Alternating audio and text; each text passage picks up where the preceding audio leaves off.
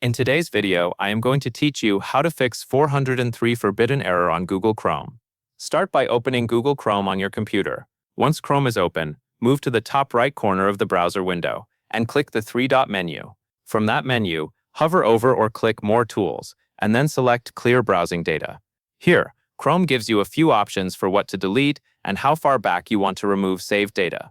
Look for the time range setting and change it to all time.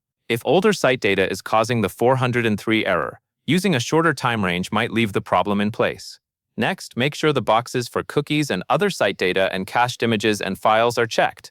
Cookies store information that websites use to recognize your session, while cached files help pages load faster by saving temporary content. After confirming those two options are selected, click Clear Data. Give Chrome a moment to finish the process. Once the clearing is complete, close the browser and restart it.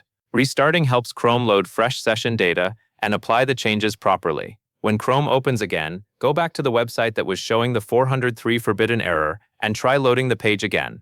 In many cases, this simple cleanup fixes the issue right away because the browser is no longer using old or conflicting website data. That covers everything you need to know.